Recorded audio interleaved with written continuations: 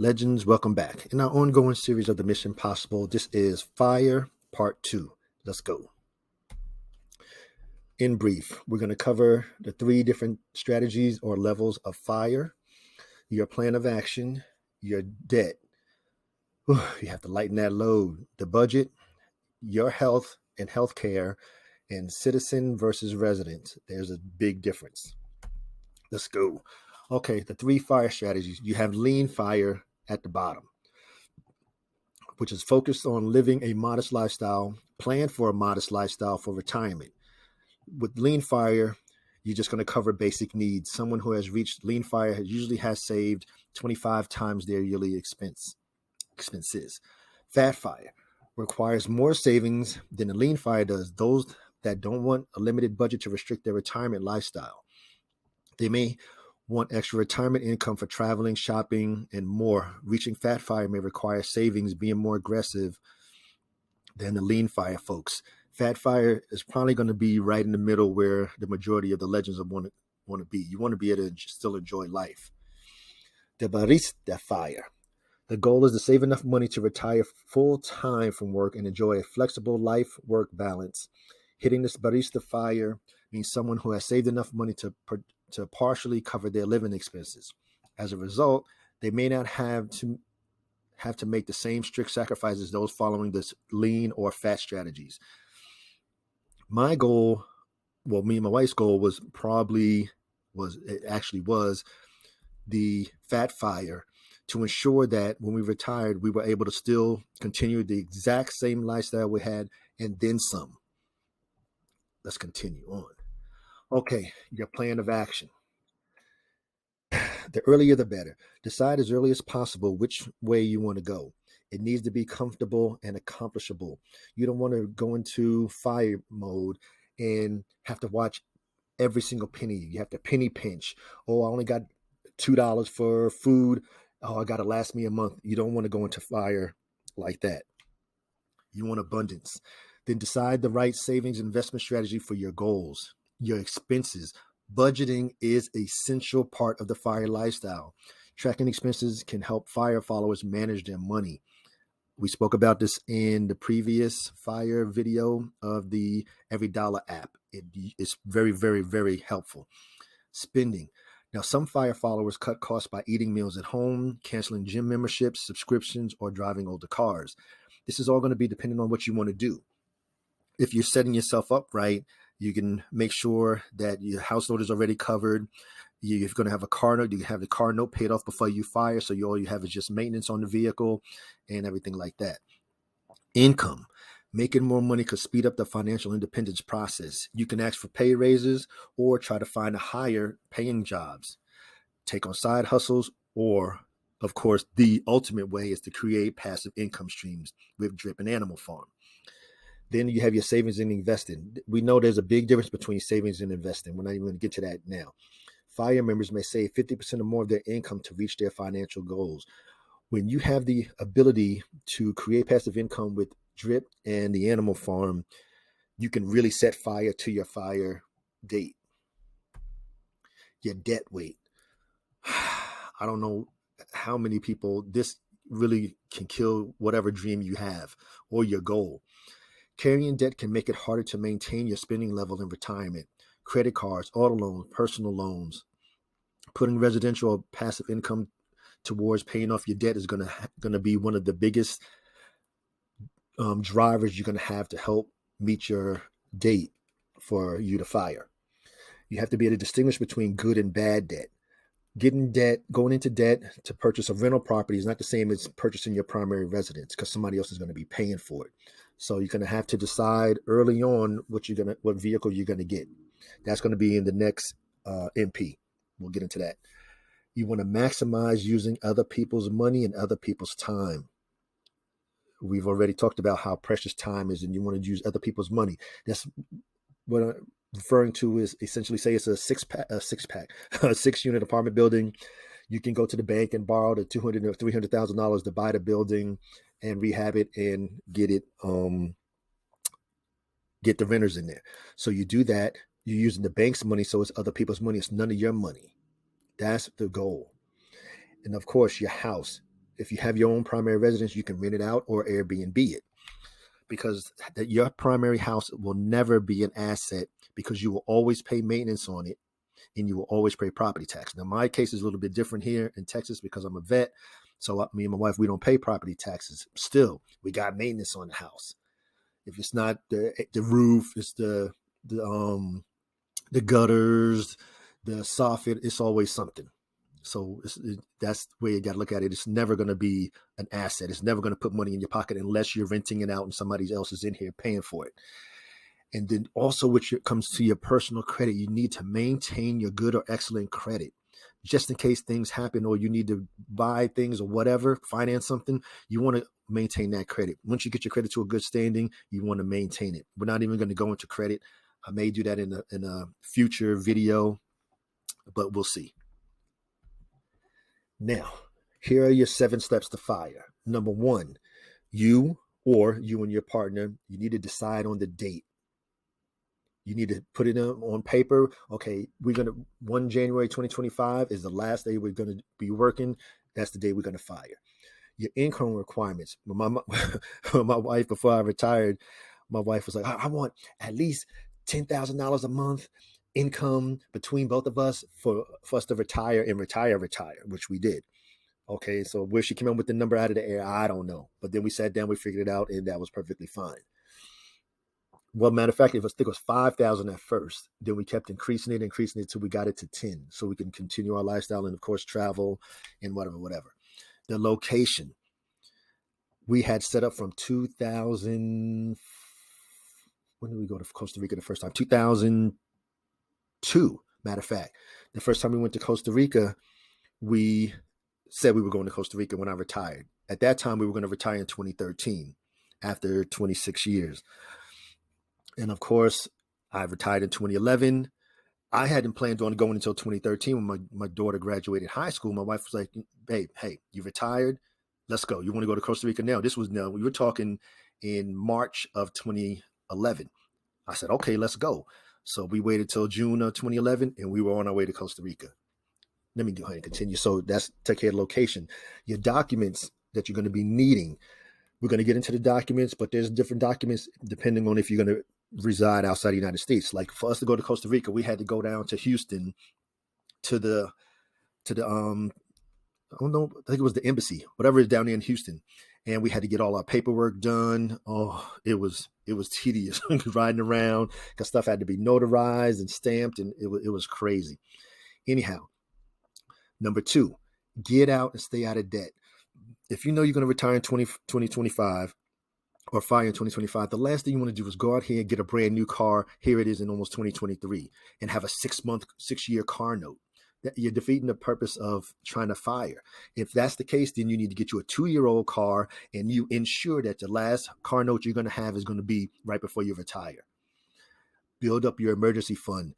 Shit happens, people. It's just the way it is. So the best thing you can do is be prepared for whatever comes, or how they say, for whatever wicked this way comes. Step 4, invest at least 25% into tax deferred or tax advantaged retirement accounts if your company has them. I know there's a lot less companies out there offering those kind of benefits. In that case, you have to take it upon yourself. And you should never have somebody doing it for you. If you can't understand the investment, then it's definitely not for you. Step 5, invest past the 25%. Your dividend stocks and such, and definitely your passive income streams, whatever you want to go. Now, step 6 is our sleeper cell exclusive info here. You can use drip and the animal farm to help reach your milestone and your goals, to help shorten the time you're fired. We already know in the What Ifs videos series how just creating one wallet can change your life in 6 months. Or you go past that and go 2 years or whatever. I think 17 months you can max your wallet out. So there's definitely different avenues and different streams that you can use to help you reach that goal, and even quicker, and to have that extra income coming in, because peace of mind is everything. Step 7, you need to review it and adjust accordingly as necessary. You need to review your budget monthly. You need to review you and your partner need to review every quarter or whatever to ensure that you're staying on track. If there's adjustments that need to be made, you need to make them at that time. You don't want to wait till December of 2024. Oh, we're going to be short. Oh, we need this paperwork. You failed. That's not how you want to do it. The budget. I don't care if you don't want a budget. If you want to fire, you need to be on the budget. In the discussion, I can pull out my notebook here and I still do it by paper. Even though I use the Every Dollar app, I still write it on paper every single month. I mean, I can go back all the way to 1987 when I first started writing the budgets out. That's just the way I need to have it on paper. Then I can figure the numbers with erase it or whatever. But you need to have a budget. And then you monitor it monthly at a minimum at the end of the month. And like I say, with that Every Dollar app, that is the best app out there because it accounts for every single dollar. If you make $5,000 and you spend $5,000, it's going to tell you exactly where every dollar went. Well, you have to be honest with it. So that's why I recommended that one. Are you adjusting accordingly? Like I say, you don't want to go 6 months to a year without adjusting or at least checking to make sure that you're staying on track. Now, in your budget, you want to live life. You can't say somebody say, well, I'm not going to budget. I'm not going to fire until 2030.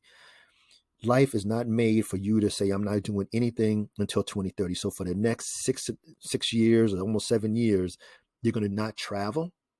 You're not going to make memories. You're not going to have experiences with your kids. What the hell kind of life is that? That is not the kind of life you want to lead. You need to still have your life in the meantime. That's why it's so important for you to get it on paper, sit down and figure it out, and still, because you may not even make it there. You could die in 2029. Then what? You wasted all that time, missed all that fun and experiences and memories you could have made with your kids. Please do not do that. Like it says there, anything can happen. Because like I say, once you're born, you get on that train. The train is driving. You go to school, go to grade school, go to elementary school, go to grade school, go to high school, you graduate.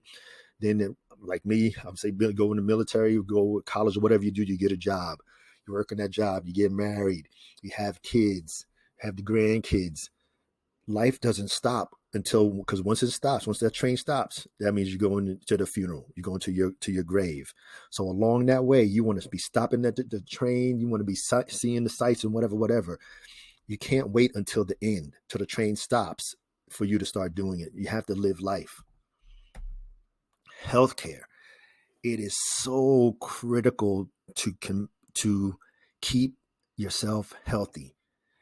I try to tell the people in the military, oh man, I can do this. I said, listen, I don't give a damn. I can do my retirement or whatever. But at the end of my 24 years, if I can't run down the beach with my kids, I can't play basketball with my son, or I can't play soccer with my kids when we were living in Costa Rica, because of course soccer was big. What the hell? Then life is no good. I don't care. I could have $1 gazillion in the bank, but if I'm handicapped and I can't do anything, or I'm in just such poor health that I can't enjoy it, it's useless. So if you can, as you are right now, I go to the gym every single day except for Saturday and Sunday. When we go on the cruise, me and my wife go to work out. It's in our blood because we had to do it while we're active duty too. But now it's still every day. And I've been retired since 2011. I go to the gym every single day, Monday through Friday. So I'm trying to stay healthy. You have to maintain it. Besides for that, it's great for your insurance. If I broke my ankle doing Krav Maga in 2017, I had to get a plate and 7 pins put in there. And that was in Krav Maga. So, I mean, it wasn't on purpose. But, it healed up. I'm good to go. Been working my legs ever since. Well, let me continue. Healthcare emergency. That can erase any progress you've made and wipe you out financially, period. I know you've seen stories, the horror stories on the news. If you haven't, look them up. Google it. Now, when I broke my ankle in Krav Maga, I went to the hospital.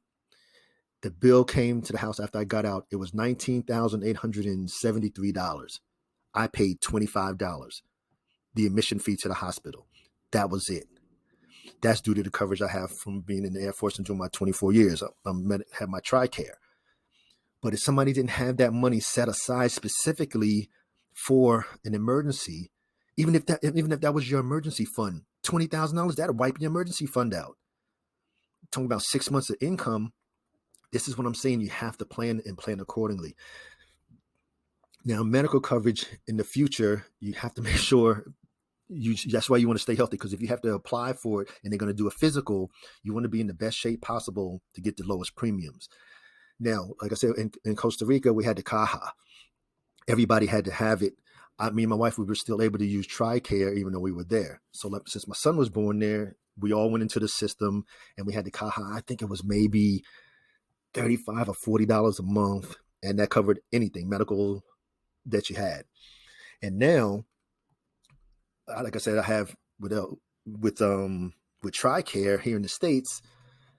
I don't pay for anything. If I have to go to a out of network, I guess you could call it, or a local hospital, since it's not on base, I think I pay $17 or $20 copay, and that's it.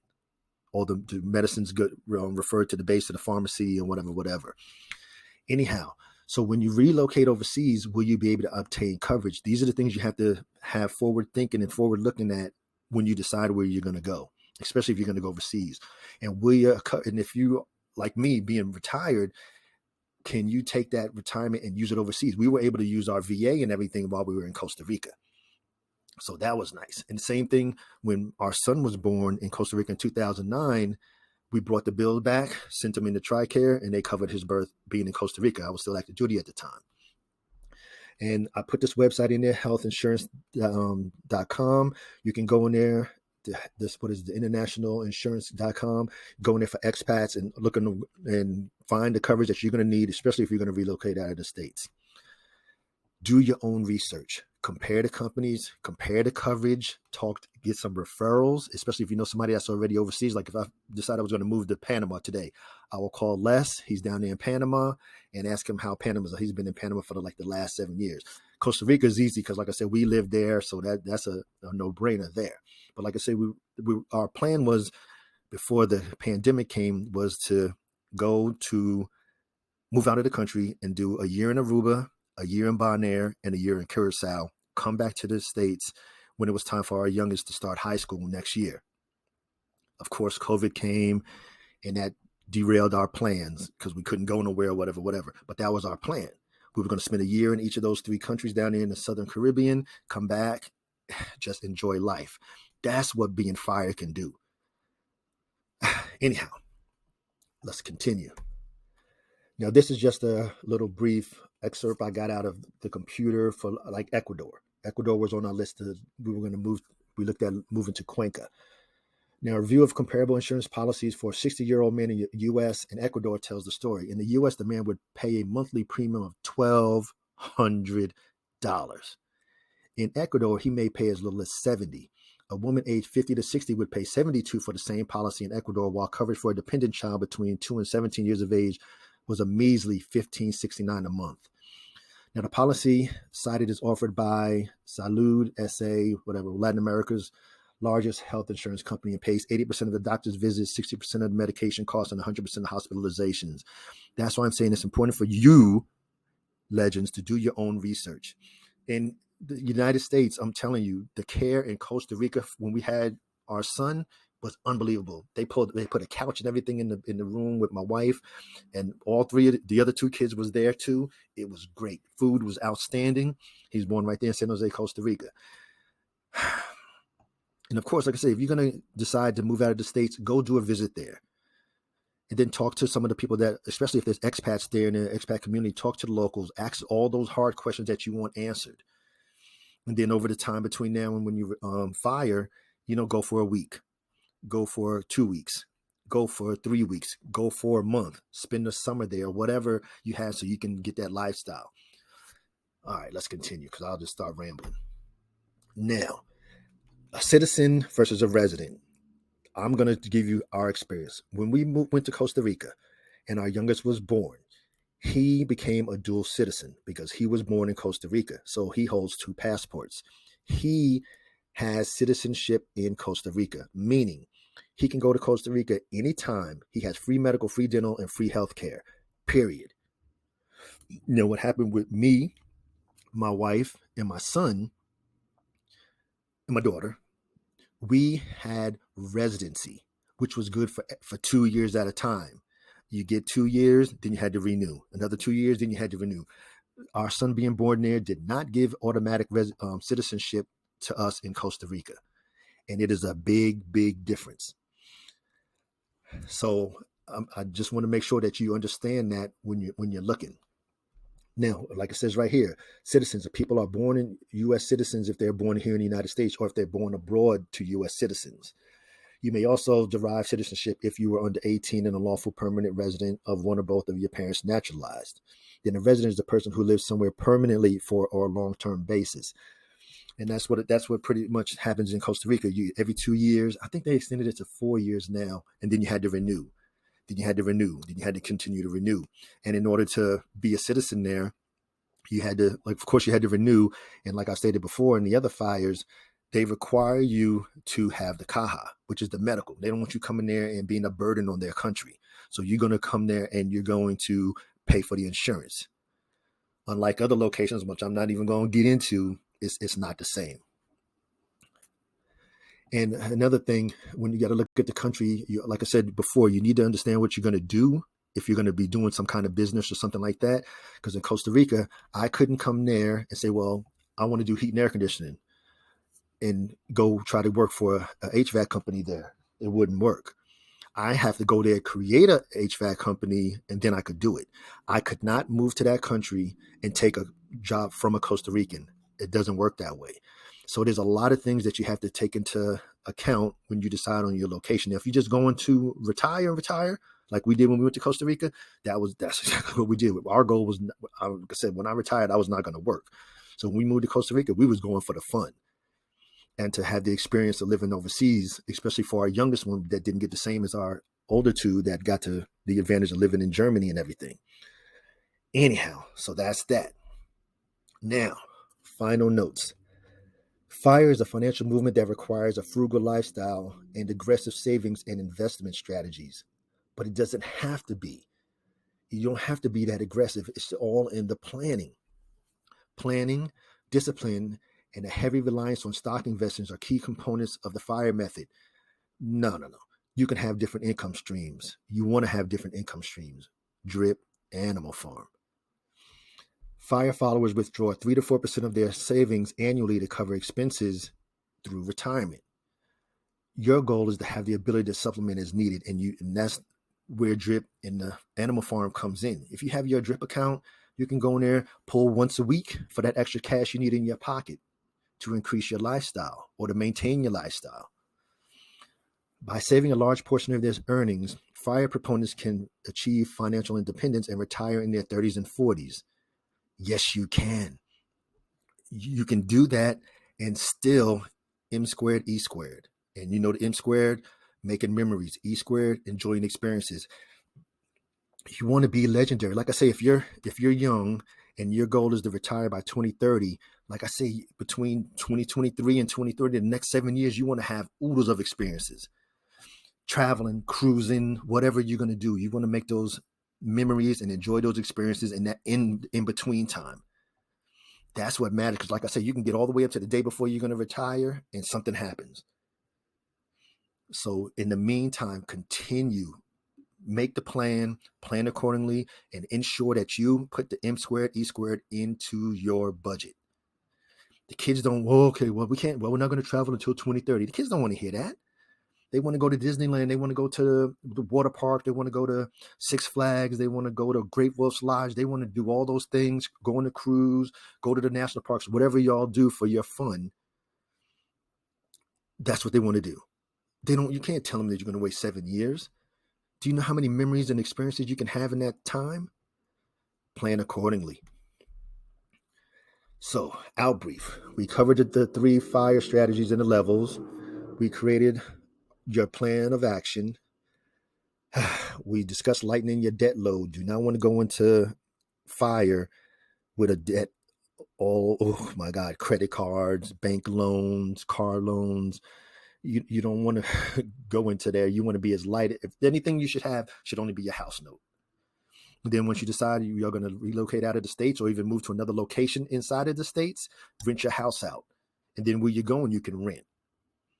And then you rent yours out, or you can do Airbnb, whatever you decide you want to do. At that point, it becomes an asset because somebody else is paying for it. Please use your budget. Use the every dollar budget. The link, I'll make sure I put a link in this description as well. Get the app, use it, and plan accordingly. Legends act legendarily. Do what you have to do. And we discussed just how important your health care is in getting it and how important it is to maintain your health as long as you can. All right. And we discussed, of course, the difference between a citizen and a resident. And the biggest thing that I want everyone to always take out of any of the F.I.R.E series is time. Time is the most precious commodity on the planet, and you have to understand this. I was watching I don't know what I was watching the other day, and the guy asked him, well, what's the one thing that you would give up? He said, I would want to give up, no, I would want from you, your youth. Ask Steve Jobs the same thing. Ask Elon Musk, ask Warren Buffett. If he could go back again, if he could go back 50 years, and because he already knows what to do, he would give up all his billions of dollars for the aid, for the youth to have more time. Because time, once it's gone, it's gone. It is the most precious commodity on the planet. And that's what you have to understand. Don't go out here creating 50 different jobs and side hustles, just taking more time away from your family because you don't have it to spare. There is no extra time. And just, I want to leave this with you. Going broke after investing is not the same as going broke after impressing. And read that again. There is no one you need to impress. Your spouse or your partner is on the same team with you. Your kids are on the same team with you. And like I said, I had the same Suburban for 14 years, and I wanted that new one really, really, really bad. You make the sacrifices to do what you got to do. I mean, I still have my Suburban, and it worked, so it wasn't like it was broke. It's just my focus was retiring early, and that's what we did. This is for informational educational purposes only, never intended as any type of financial advice because I'm not a financial advisor. I'm just sharing some concepts to broaden my legends' breadth of knowledge. Always remember the three. Number one, crypto is an individual endeavor. You do what's best for you, your family, and your family's finances because you've become a legend by taking it on your shoulders to change and break those financial barriers that held your prior generations back. Number two, we have the best development department and the best community in all of crypto, hands down. And you know that. Number three, increase your knowledge, reduce your risk. That's the sole purpose of the MP series. It's way past 50 videos now on everything drip, everything Animal Farm. And the F.I.R.E series is to help you, really to plant a seed. Because maybe you didn't know that you could fire. Maybe you didn't know if say you're 20 years old and you're listening and you could be retired by 30. Or even if you're 40 and you want to be done by 50 or 45. You have the opportunity to do that now with Drip and the Animal Farm. So to all of my legends, please like, share, comment, subscribe. Send this video to one of your family members. Send this video to one of your coworkers, to one of your friends, or somebody that you hope would want to fire. The younger they are, the better because they have time. Well, let me take that back. You don't know how much time you have. You have to really go at that way. And who wants to work until you're 65 years old? I mean, 44 was good for me. My son says he's going to do it at 22. And he can do it. He has his drip accounts. He does cybersecurity. He can do it. My youngest is 13. He'll probably never have to work a day in his life. He has his drip account, as you guys see, as the legends see here on the YouTube channel. So my youngest, he probably will never have a job now. He wants to be a chef, so that's something different. But that's what he wants to do. And like my other saying is, do what you have to do so you can do what you want to do. And my all-time number one saying, people don't plan to fail. They just fail to plan. To all of my legends, engage.